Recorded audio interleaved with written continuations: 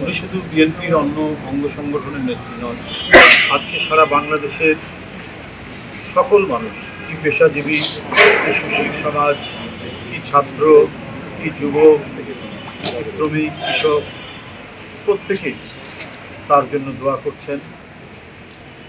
সাবেক 3 বারের প্রধানমন্ত্রী, বিএনপির ভারপ্রাপ্ত চেয়ারপারসন এবং গোটা জাতি এক বেদনাবিধুর অবস্থার মধ্যে রয়েছে।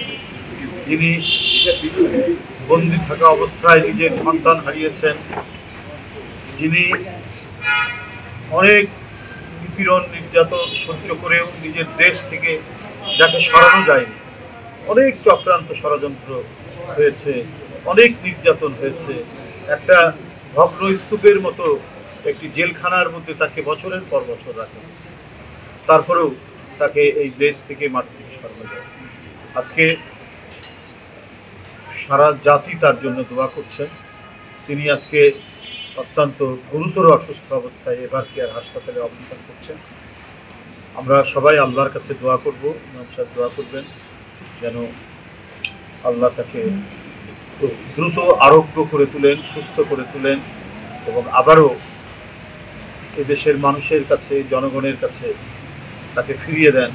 এটাই হচ্ছে আপনাদের কাছ থেকে কামনা করছি এবং এটা আল্লাহর কাছে কামনা করছি, আল্লাহ যেন তাকে সুস্থতা দান করে আমাদের মাঝে।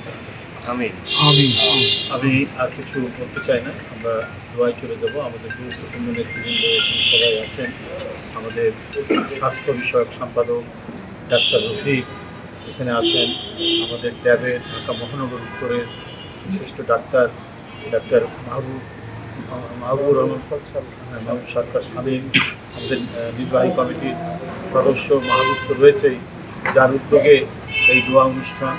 এছাড়াও এখানে ডাক্তার জাহিদ রয়েছেন, স্বেচ্ছাসেবক দল, ছাত্র দলের রয়েছেন, আমাদের আওয়াল একজন যুবনেতা জাকির রয়েছেন, আমাদের সাবেক ছাত্রনেতা যুবনেতা কাউসার অনেকেই ছাত্রনেতা, আমাদের রাজু রয়েছে ঢাকা বিশ্ববিদ্যালয়ের।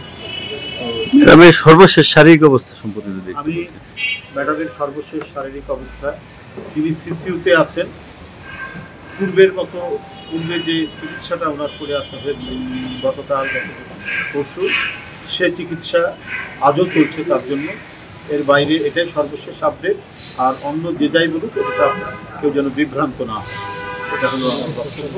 তিনি যদিও খুব গভীর সংকটের মধ্যে, গুরুতর অসুস্থ, কিন্তু যে পর্যন্ত উনি যে অবস্থায় ছিলেন গতকালকে বা গত পরশু, আজও তিনি সেই অবস্থায় আছেন।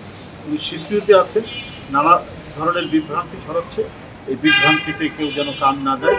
আমি যেটি বললাম এটাই হলো সর্বশেষ আপডেট। ধন্যবাদ।